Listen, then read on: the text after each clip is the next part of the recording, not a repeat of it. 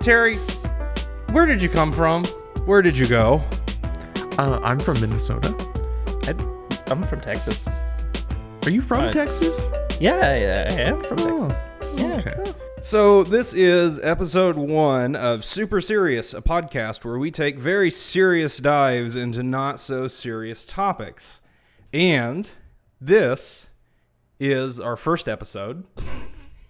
The topic is Cotton Eye Joe. The song, the hit 1994 song with a buck wild backstory. Are you ready to go on an adventure with me? Oh, I am so ready. I don't know anything. Wait, who is Cotton Eye Joe? Where did he come from, and where did he go? There's so many questions. I know. It gets so fun. Let's go on a little adventure here. So before we really dive into the lyrical genius and the song itself, we need to look at two things. The origin of the song, where did it come from? And then we need to take a look at the band that brought it to billions and billions of people around the world, because those are two separate things. One thing I want to note before we get into this is that the information available on the song and the band, both very wildly, like either there's a lot of information on very specific things or there's no information at all. Nice. And that's one of there's really no definitive beginning to Cotton Eye Joe. Nobody knows where it really began. There's no writer, and there's not a ton of information overall on the song's history. So this is going to be a great deep dive podcast. A mystery. So Is today when we solve all those questions? Yeah, we're here to figure out where did he come from and where did he go. We're going to dig up Cotton Eye Joe. Is this a true crime podcast now? This is a true crime podcast. We did it, guys! So the earliest recounts of what would become this 1994 dance hit actually predate the American Civil War. Huh? They do. They go that far back. This is going to be fun. So, Can I just say I did not expect to already be doing a deep dive into history. we are getting into history here. Okay. I was not expecting this, yeah. Yeah, we're diving into it. So one of my first sources here, Dorothy Scarborough, who's an American writer from Mount Carmel, Texas. She wrote a book in 1925 entitled On the Trail of Negro Folk Songs. Okay. And a quote from this lovely book from 1925 says, "A less comely person of a different sex is celebrated or anesthetized in another song, which seems to be fairly well known in the South, as parts of it have been sent in by various persons. According to the testimony of several people who remember the events before the war, this is an authentic slavery time song." Why does everything always come back to slavery and racism? Holy cow. It's an immensely important part of history. Yeah, it's just... I just love the verbiage. This is an authentic slavery time song. Yeehaw. Oh, my. Like they just, the wording of it, because that's from the book. I pulled that from the book. That was written. That's not me making a joke. No, I believe it. They just It sounds like so with that title of that book, I would expect nothing else to be quoted. Basically, what I would guess from this statement, it probably originated in either the late 18th to probably between the late 18th and early to mid 19th century, given the fact that it was considered a slave ballad. Cotton Eye Joe? Cotton Eye Joe is a slave ballad. It's actually in this book that I had to download online. In this book, it was under the slave ballad section because it goes through and it shows a bunch of different types of slave songs.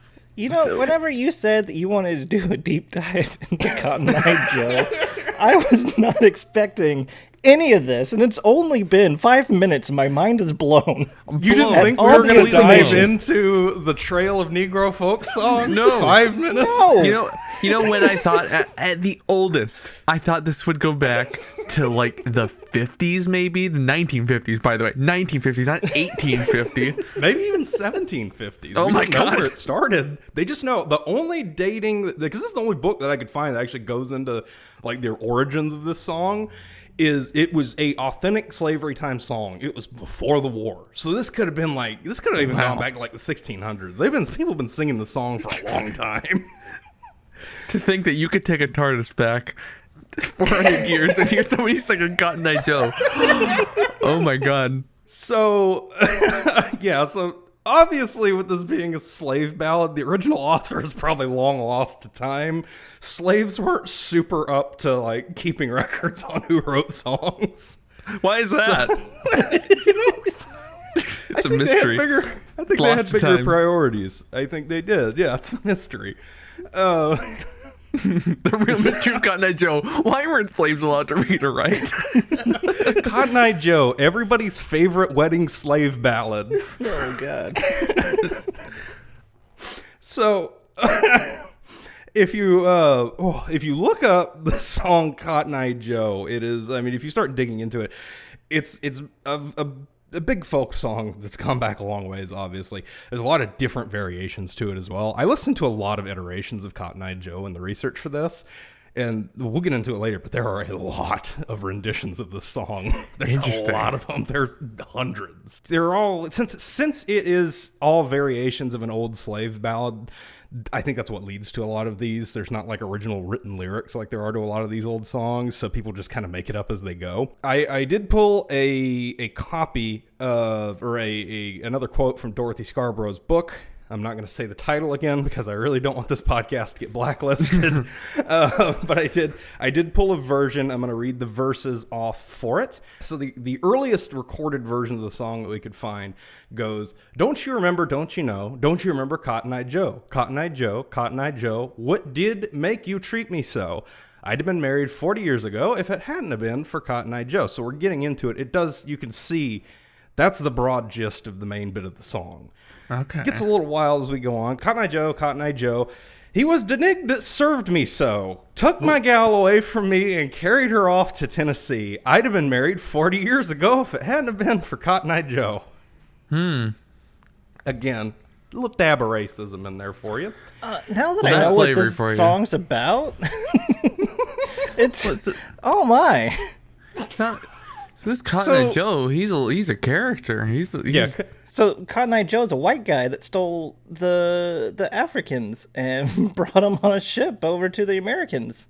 Yeah, Cotton Eye Joe's been around. He's a character. He's done some things not great. Cotton Eye Joe's been a white slaver this whole time. Yeah, Cotton Eye Joe, oh my. So let's get into the description. Let me tell you what Cotton Eye Joe looks like according to the original version of this early not recorded, but written down version of the song. There you go. His teeth was out and his nose was flat. His eyes was crossed, but she didn't mind that because he was tall and very slim. And so my gal, she followed him. I'd have been married 40 years ago if it hadn't been for Cotton Eye Joe. It was a different time, you know. It's a different time. This was 300 years ago. And you got to remember, this is written by slaves 300 years ago. Definitely gets a little colorful. She was the prettiest girl to be found anywhere in the country around. Her lips were red and her eyes were bright. Her skin was black, but her teeth were white. I'd have been married 40 years ago if it hadn't have been for Cotton Eye Joe.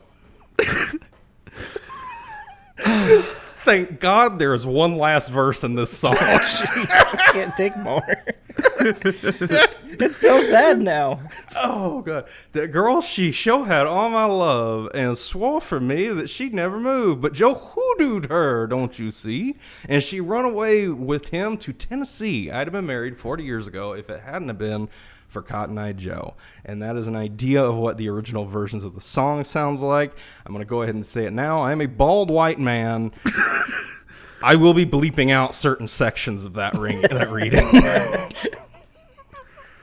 Whew. Yeah. Did you imagine this is where I was going to take you on this journey? You know, oh boy, no. With a name like Cotton Eye Joe, I think I probably could have worked this out eventually, but I gotta say, no, it wasn't on the top of my mind. It's definitely one of those things that once you start looking into it, you're spending a lot of time going, "Ooh, oh boy." Yeah, I thought it was just like some weird hit country song where they sang about bacon and eggs or something like that. And right, and exactly. Oh boy, It's not. There's no bacon or eggs.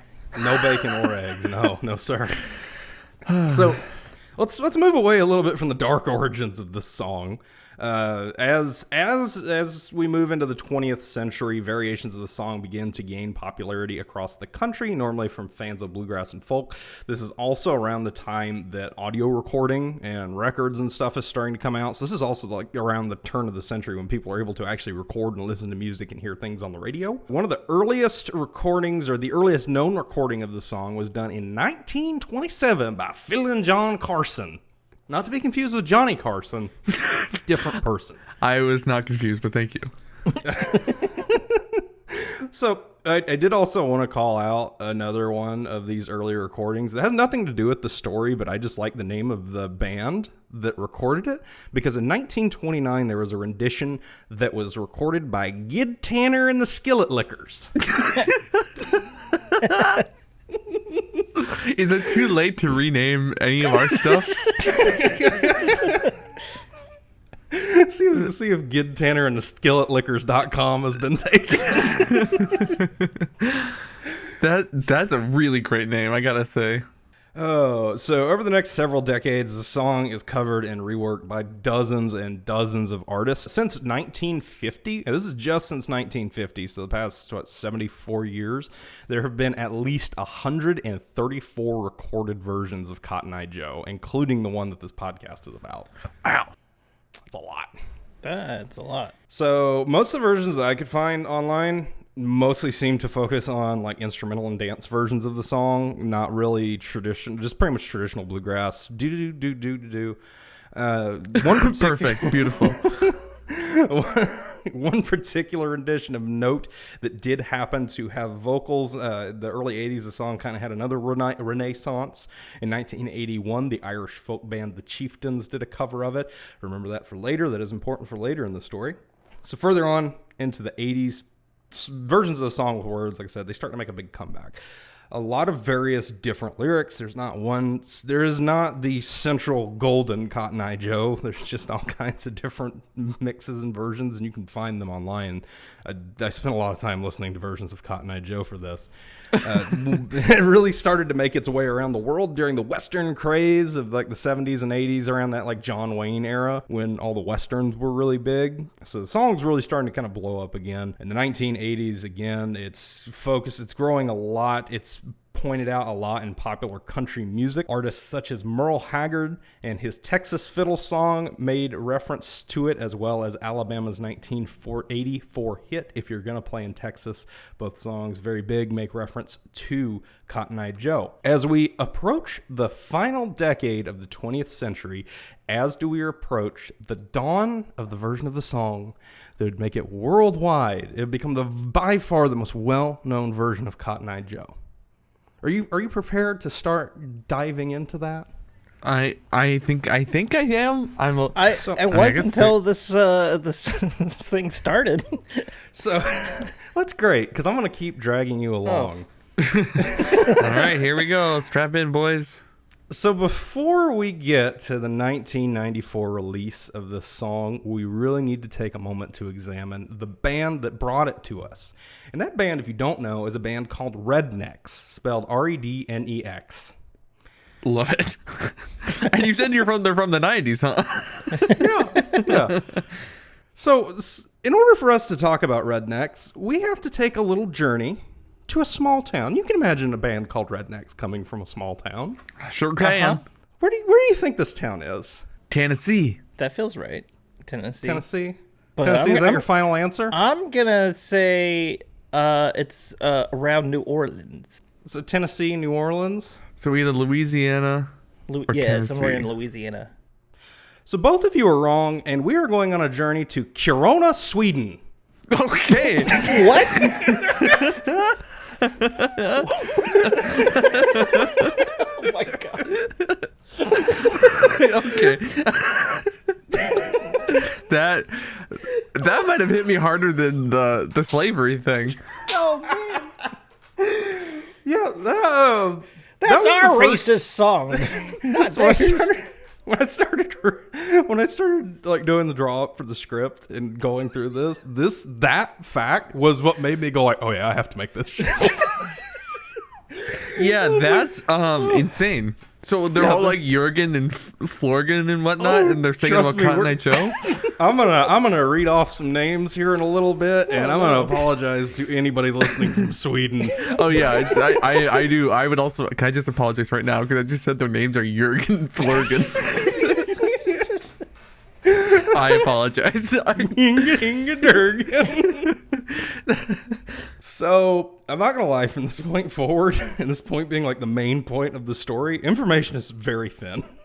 I don't know if they like purged the internet of all their information outside of a few things that I found from the wiki, because the only other information I could find on like the propagation of the band and their journey of Cotton Eye Joe, most of the information I pulled from here was from a 2009 article in a Swedish entertainment magazine called Novell. It was written in Swedish. All this information is pulled from Google Translate, so we're being a little rough here. This was written in 2009 by Adam Svanell, and it's a bit of a journey. I think I'm gonna preference this by saying I think some of the names might have gotten butchered a little bit by the translator. I tried to clean a lot of this up as best I can, but most of this information I'm pulling from a Swedish document. It is tricky to not speak Swedish, I suppose.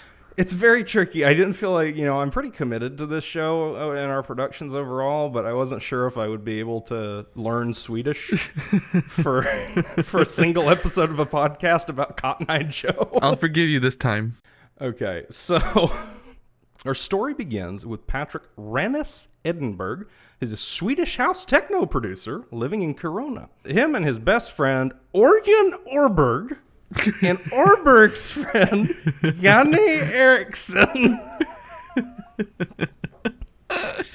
Is my Orjan Kitt Swedish? It might be. Oh. It might be. These are the people, my people. These are your people. We found your people. You are destined to be in the band Rednex. Man. These people... from what I can gather, these people just appeared on the Earth in 1991. Because there's no information on. I can't even find birthdays for these people online. I even ran this through ChatGTP, GPT, LMNOP. I gave it to the robot, and the robot said, "I don't know, man." So we're not going to go into a ton of detail on the backgrounds of these people just because there's not a ton of information. I had to really dig to get information, just like their names and what they were doing before. As we getting back to kind of like the pre-AI fancy technology world of 1992, to paint a picture of this time in Sweden, this is around the time that like the house and electronic scene is really starting to blow up across the world. And this is surprisingly more important than you would think for me to be able to call this out. This is the era where groups like Daft Punk come out. Oh, okay. So it got its start. A lot of that got its start in like the late 70s and 80s, but 90s, with just the availability of technology becoming regular, really started blowing up at this point. Rannes, Oberg, and Edinburgh really want to get into this scene.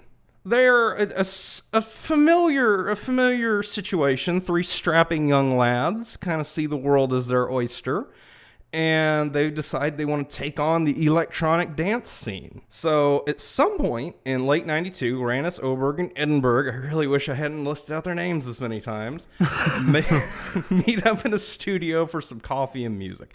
And they throw on the Chieftains 10, which, as the name implies, is the 10th studio album by the Irish folk band The Chieftains. And if that name sounds familiar, it's because we mentioned it earlier.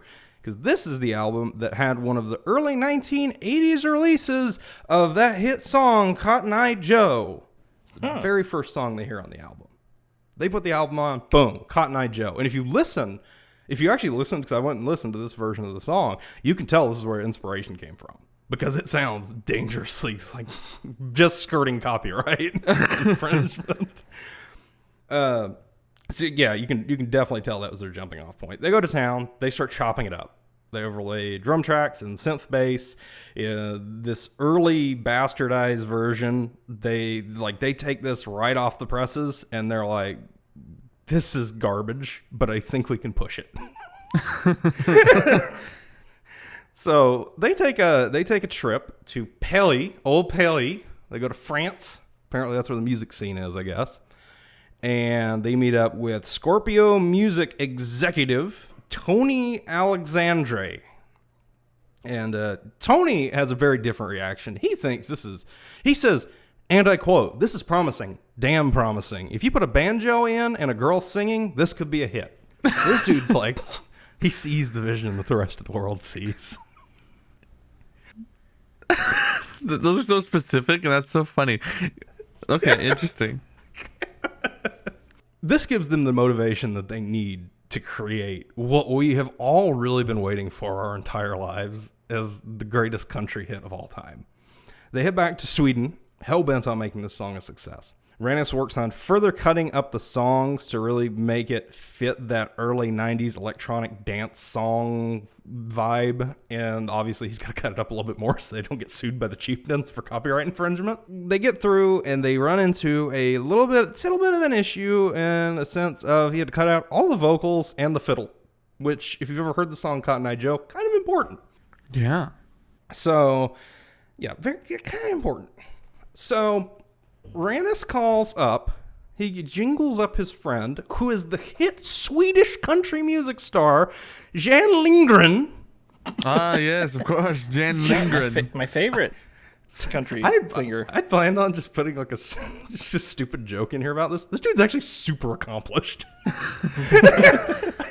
Not like in the mainstream, but so he had his own band that he started in 1964 called the Country Minstrels, and they found mild success in the Swedish market, made a few ripples in the States. They never had mass commercial success. If you actually go and look up their songs, I would not guess these dudes are Swedish. I mean, I wouldn't have guessed it from Cotton Eye Joe either, so yeah, I believe that. They have their own little thing. You can listen to... The only place I can find any songs for these were on YouTube, so look them up on YouTube, and yeah, it definitely looks like something that just rolled straight out of Oklahoma. In addition to the Country Minstrels, he was also an exceptionally acclaimed steel guitar player, being featured on over 5,000 songs across his career. Whoa. Jeez. I mean, this dude was in like ABBA songs. I mean, he was a very, very accomplished steel guitar player. This dude, he joke about, he called up that Swedish country music star. This dude actually was accomplished. This is a good dude to call. He clearly knew what he was doing. Oh my God. Okay. Wow. Yeah, he got into it. So, back to Rednex. So, Rannis calls up Lindgren, and he's like, hey, I need some vocalists. And I also need a fiddler. So Lindgren volunteers his fiddler, Bosse Nielsen, from the Country Minstrels, as well as two singers that he works with regularly, Goran Danielson for the male vocals, and another female vocalist by the name of Susie for female. I don't have a last name for Susie. It's like Cher. It's like Cher, exactly. Yeah, it's like Cher. It's just Susie with two S's in the middle. And you do have to say it exactly like that. Susie is my favorite. Susie. Nilsson and Danielson are automatically on board for this project. They're like, let's do it. This sounds like fun. Susie never returned any phone calls, which is why I didn't bother digging in to find a last name, because that's where she enters and exits the story. Okay. So a week later, so he can't get a hold of Susie, so he calls back to his good buddy, Mr. Lindgren, and he basically is like, well, I don't really have anybody else, but some weird girl left a business card at my office. And onboarded from here is the 25-year-old Annika Lundberg, she was looking for her breakout role as a singer. And this is where she found it. Boy, let me tell you. So, Okay. the five, they meet up in the studio. They're ready to make one of the most popular dance songs in the world to this day. The wild techno blend was an absolute shock to these two very traditional country musicians who they brought on. Danielson is even quoted as saying, "What the hell are they going to do with this song?" when he heard the first recordings. Oh, little did he know. Little did he know. But yeah, these are two accomplished, quote unquote accomplished early 90s Swedish country stars. And they're just like, what the hell? What the hell is this? What is this supposed to be? It's the future, man. It is the future. So at this point, leading up to releasing the song, everybody involved is just like, they want to make it big, but they're like, this is just a fun little side project to kind of get our shit dirty and kind of get involved a little bit in this scene. None of them, like making a formal band, nothing was even under consideration. This was one song. So in August of 1994, the song drops. It hits the market, blows up immediately. Kills 90 people. Kills 90 people. It just bombs out Sweden. And it tops the charts all across the globe. The world is taken by storm by Cotton Eye Joe. It is number one in Norway for 15 weeks. Holy number one in shit. Switzerland for 13 weeks, in Germany for 10 weeks, in Sweden for 8 weeks, and in Australia for 7 weeks. And 3 weeks on the UK singles chart. In the US, the song did reach the top 10, and it would stay in the top 25 for over a year. Oh my god. So, and that's crazy because these guys are literally like, this is just a fun side project so we can figure out how to edit music. They blew up the charts. So I think they did a good job editing. oh yeah, they did a great job with it. They cut it. And learned obviously they did. Yeah, isn't that kind of nuts? To test out being editing, and it becomes kind of like, to modern audiences at the very least, it's like the version of the song, to the point where we're doing a whole podcast because we had no idea that there were other versions. That is crazy. What was it? So when I went into this, I was aware. I didn't realize there were so many versions of it because I'm an old country fan, and I have heard a lot of songs make reference to it that I knew were older, like 70s, 80s era. So I figured it was like a 60s, 70s song. Oh. And I never even crossed my mind that this version, the most popular version of the song, came out in 1994. Or B, that the song originated as a slave ballad. Yeah. The Swedish element too, very bizarre. This is all just like, it's like, what a weird accident that happened. Yeah, this is like a fever dream of a song. Just everything about it just completely goes off the rails.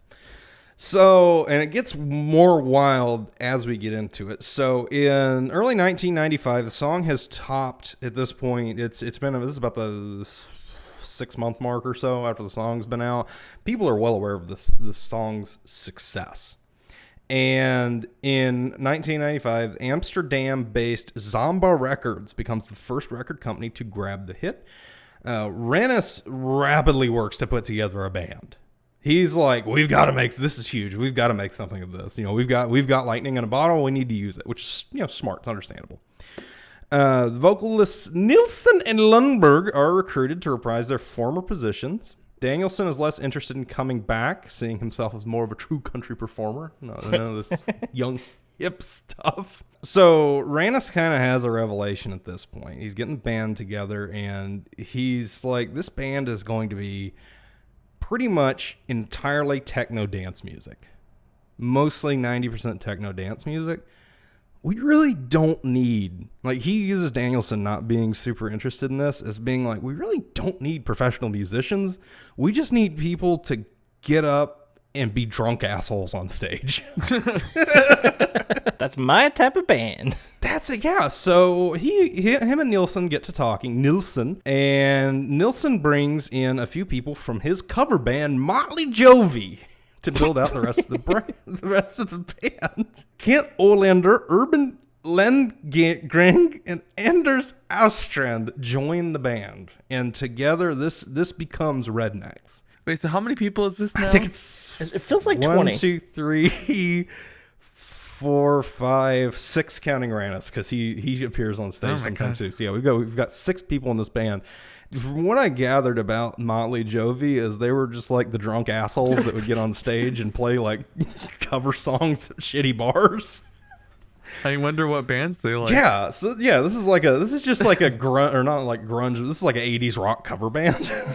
And they're just like, yeah, you guys will do. Come on. Now that the band is formed, Rannis has his vision of this absolutely, utterly chaotic stage presence. I'm going to quote from the Novell article. Again, this is translated through Google Translate from Swedish to English, so bear with it. Quote, the attitude would be felt both in the way the band was and in the music itself. It was about partying, dancing, arm hooking, throwing yourself unrestrained into the night's adventures. The pop industry always strives for exclusivity, which I felt disgusted by. Rednex would be the opposite, a boot in the crotch of all the glamour and coolness. By farting and belching but still being pop stars, they would show that anyone could be one, says Rannis in a drawling voice. Hell yeah. The article... Let's fart and shit and piss everywhere and stick it to the man. That's pretty much what he's saying, yeah. He's like, we're just going to be a bunch of drunk, giddy assholes on stage just to say fuck you to the pop industry. They were rock and roll before rock and roll was rock and roll. Well, this was the 90s. Well, they were rock and roll in Sweden before. Half of this band came from a Motley Crue and Bon Jovi cover band. And now they're playing what, the techno country? Now they're playing Swedish techno country. Techno bluegrass country? Oh, so... Yeah, actually, wait, what do they call themselves? This is Rednex. Genre-wise. Like the band, I think that they do consider themselves to be like a techno dance. The official genre for them are Eurodance. Eurodance? Cool. That actually, you know what, that actually probably makes the most sense. That is a very unique box. I don't know a lot about Eurodance, but I know if someone tells me something's Eurodance, I immediately know what they're talking about. Oh, you mean the Rednex? Oh, yeah, Rednex. Oh, yes, I too am cultured. They're also country pop, apparently. Continuing quoting from the article, quote, he explains that he imagined the band as a mix of cowboys and the Swedish group Just D. He liked the rap trio's relaxed, unenforced appearance, and he wanted Rednex to be a more extreme variation of the same theme. Ugly, dirty, sweaty, unrestrained. Also dressed as cowboys. You know, God, these are really my kind of guys. Oh, absolutely. To continue quoting from the article, because I've got like 3 more lines in here of this. Actually, the idea was that the whole band would consist of guys. Rannis thought it would be more clear that way. He wanted it to be just a big old sausage fest, just dudes. But something about the country girl Anika made him reconsider, because she had something a little more rustic and old-fashioned about her. Quote, maybe it would be cool to have a dirty chick in Rednex, he thought. Okay. That's a lot to unpack. I think, can I take back what I said about these being my kind of guys? You don't just want a dirty, sweaty girl? I mean, who doesn't want a dirty, sweaty girl? But I don't I don't know. You know, based on that quote, I don't know. I feel like we should wait before we make judgment based on that quote. We'll continue through the journey. We'll circle here back to that. Yeah, we'll circle back at the end before we place judgment. Pin in that. So to finish quoting the article, quote, since Rednex didn't have to play any instruments, they could be as damn drunk as they wanted on stage. These guys are roughnecks who like to drink and party. That's why they got to be in the band. It's in their nature to create chaos, and chaos ensued. Why was I not in this band? I'm back on board. I want to be really good at this band. Yeehaw! I'm Norwegian. Do you think they'll let me in to the Rednex reboot? I'm from Texas, so I feel like that I could actually tell them how to dress and act. Yeah, and the whole Orgeron thing. Yeah. You could be like, hello, I am Orgeron from Texas. Yeah, I'm one of you. Your name almost sounds like mine. I play the ukulele on the remix for Cotton Eye. Well, I don't even need to play the ukulele. I can play the banjo. You don't need to play. You can just be drunk and strumming anything, and these guys are gonna be like, "Hell yeah, brother!" But wait, actually, wait. Can you play the banjo? He's got a banjo. What the fuck? Can you play Cotton Eye Okay. Joe? I cannot. I was looking for the tabs to try to do the real fast, but I couldn't find it. He's sitting over there searching banjo tabs for Cotton Eye Joe. Oh. Holy shit. So this is when we get to the fun part. Absolute chaos is definitely present in the Cotton Eye Joe music video. Randus directed the whole thing in a style of a, quote, redneck smells like teen spirit. Yellow buck-toothed sold. rednecks dancing in an animal-filled barn, a mechanical bull being ridden by a scantily clad Lundberg, just wild dancing. Hi, hello. This is Chris from the future. I'm stepping in here for a minute. I'm putting a pause on the podcast. The reason being, so this segment right here was supposed to be us talking about the music video. We all watched it together while we recorded this, and I recorded it separately with the video pulled up, and we paused it and kind of did an analysis on it. There was a little bit of a problem with the video audio where it didn't record any audio.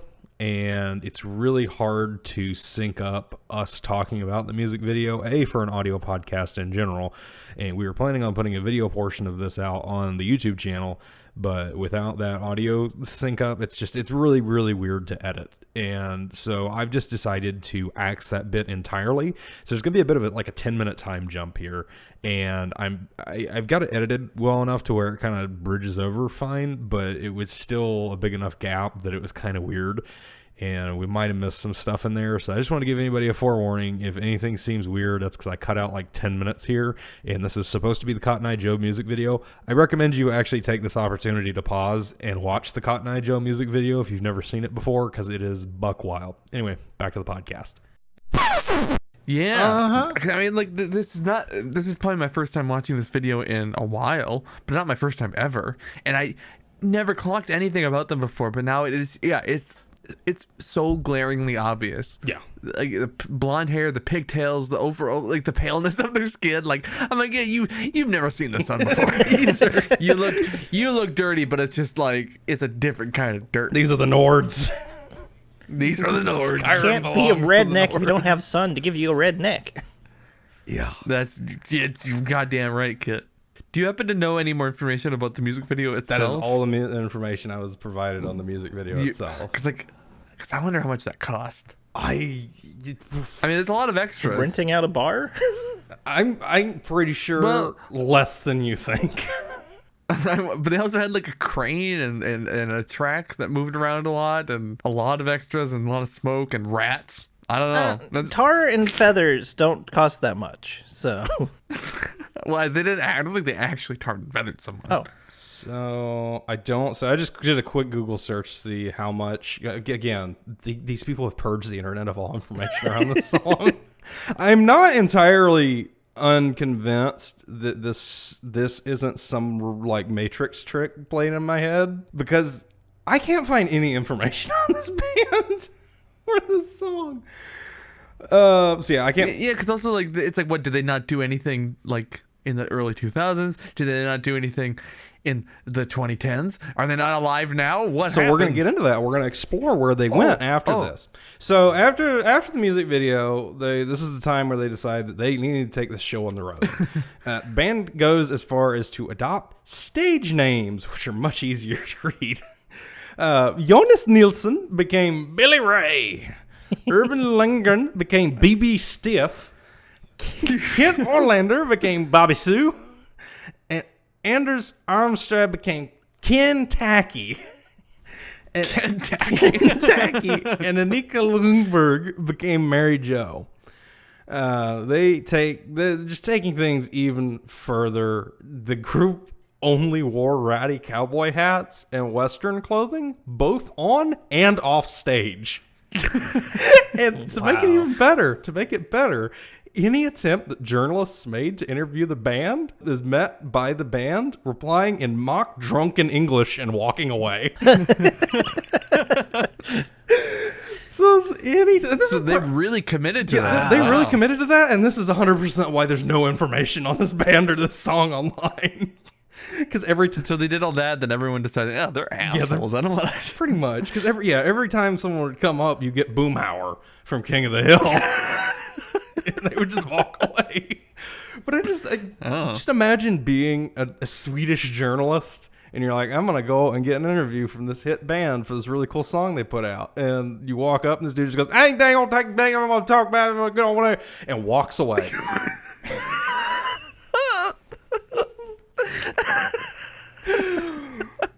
So That's so ridiculous. that really is the essence of this band from this point forward. In February of 1995, while Cotton Eye Joe still rules the roost on the charts, the band releases their first album. So, yeah, Cotton Eye Joe was just a single. So they decided at this point to release a full album. Their first album is titled Sex and Violins. Nice. The cover of this album, if you've never paid attention to it, I'm going to describe it to you. It depicts a mug being urinated in with the faces of all the band members floating around inside of it. Okay. Gross. Why are they committing so hard to being like dirty, like literally dirt? Like some people will be like, like dirty comedians or whatever, who they tell dirty jokes. But no, these are like literally like dirty, filthy people. People are committed to being just filthy, disgusting people. Again, I feel like that they think that that's how rednecks actually are or something. Is that what it is? I'm sure, yeah. I mean, these are a bunch of Swedes who've never been to the U.S. before. Like, this is my idea what a redneck is. It's stinky Boomhauer. You think it ain't what it's talking about? The album has released a fairly warm reception. Most critics see it as something of a joke. I have listened to the entire Rednex discography during the process of this, and I was surprisingly caught off guard by it not being terrible. Oh. It's nothing I would ever listen to, but it was definitely like, oh, okay, that's not what I expected. It's nothing I'm ever going to put on for fun. How do the rest of the songs compare to Cotton Eye Joe? I think it's a different energy. Okay. Like it's almost it's hard to describe because a lot of them almost seem like they're trying to be real country songs. Oh. But it's like country songs of someone who's never heard country music, and it's like if I described country music to ChatGPT, that's what it would give me. It's almost, if it had never heard. It's almost as if a Nord was trying to become a Southerner. Yeah, it's almost like a Nord was trying to become a Southerner.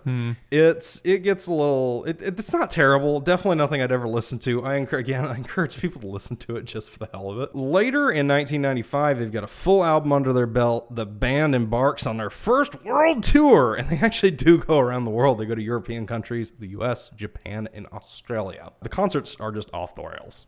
Wish I could have been there. They frequently end with law enforcement involvement. I'm not surprised, but wow. Yeah, but it's just for being too stinky. They're probably just like taking shits and rubbing it on themselves. No, the reason was because the band would basically get up on stage and get piss drunk. Jonas and Kent would frequently appear on stage either completely naked or with nothing but a sock on their junk. Love it. So there's a reason the police showed up to these shows a lot.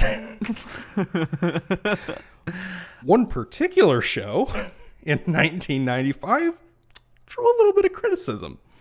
The band performed for an audience largely comprised of children in Trondheim, Norway. Oh no.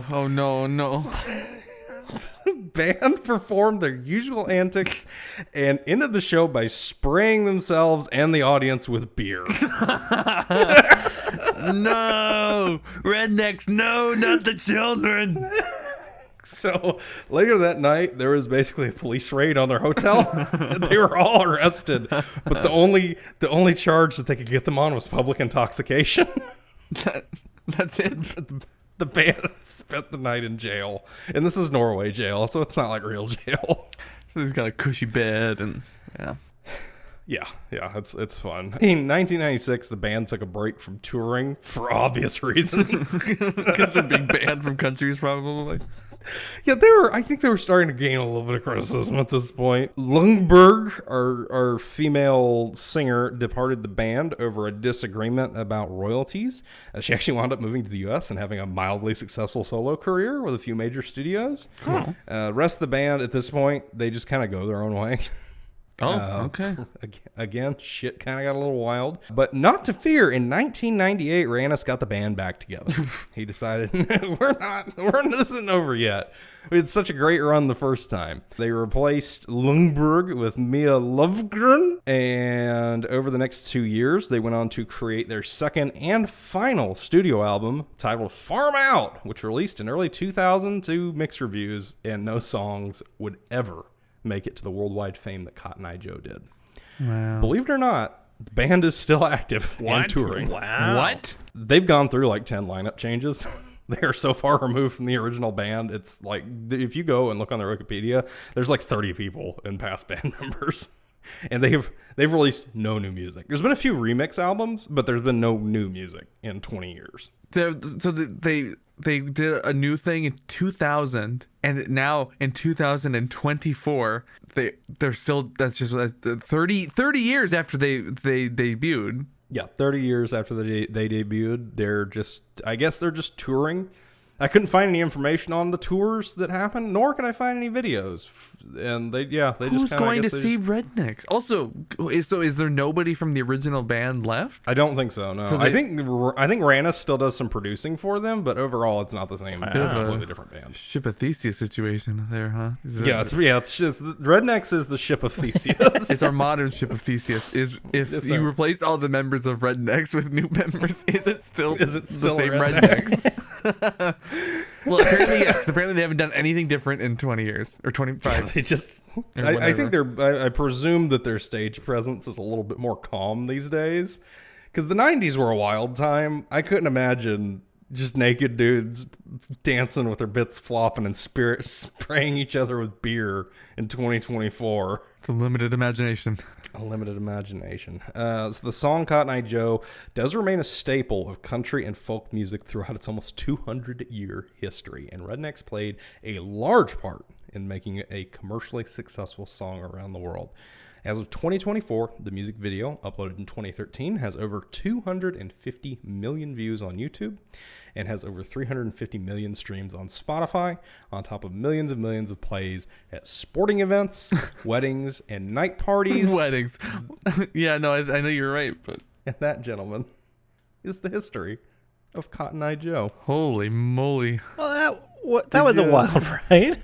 Oh boy. Did you expect any of that over the past hour? I expected the part where Cotton Eye Joe was their most famous song, but that was it. Yeah, that was... that part I did also. Yeah, I had a suspicion. I had a suspicion about that. Yeah, this was one of those things, and there was a while that I was like, this is, I just, it's such a weird series of events. None of them seem related. Like, I didn't think that I could play 5 Degrees of Separation between the band Rednex song Cotton Eye Joe and slavery. But that is an immediate jump. That's Yeah. 1 degree separation. That's 1 degree of separation. That is one click from one Wikipedia article to another. Yeah, And, like, the research for this episode was fun. I'm also just kind of like, I'm really surprised that dirty, smelly Rednex is still profitable enough to bother touring 20 They years still have a after they've- website. You can go to rednex.com. But like, why? Like, why? What keeps them going? Chaos, Maybe I think, maybe I'm yeah. being too judgmental. I don't Well, know. they're like the Blue Man Group now, where they just switch out people so much. They're just like a performance. But at least with the Blue Man Group, you can always. Well, I don't know. It's kind of like the Dirt Man Group. Same thing. They're just like dirty enough that you can't see through the pig pen cloud of dust to tell who's who. It looks like a dirty blonde fella. Yeah, that must Yeah. be Rednex. There's my boys. You can book Rednex. You can book them online. You can go on their Oh, let's website, book 'em. and Is there if you want them for your show or for your Can party, we book them for How this much? show? we can see if we can get them on. Listen, I'm in good with a concert cafe that hosts touring musicians frequently. Like that's their whole thing. So I want you guys to go on that webpage and look at the picture. Actually, I know it just popped up in Discord. If you wanna Fucking take a hell. look at what- There's a white what guy modern- with dreads, which is just always a good. There's 2 white guys with dreads. There's 2 Excuse white me. guys with dreads. Excuse me. So, Are they still all I- Swedish? oh, I'm sure they are. It says, can I just read this? It says, book Rednex here. Do you want to book a show with Rednex? Have one thing clear. We give it all. with 1, 2, 3, 4, 5, 6, 7, 8. Is that some amount of A's and some amount of L's? We don't spare one drop of energy on any occasion, simply because we don't know how to. If you want to turn your event into a full-blown party, you need Rednex on stage. So, Yep. I think in Sweden, that's a popular hairstyle.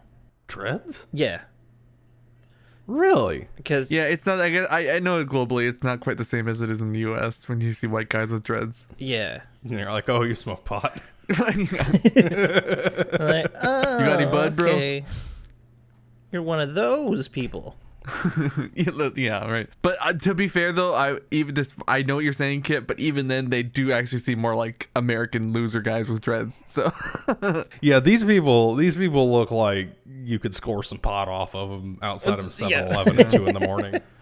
they kind of look like they live with mom still, and they're just like they're working their shit out.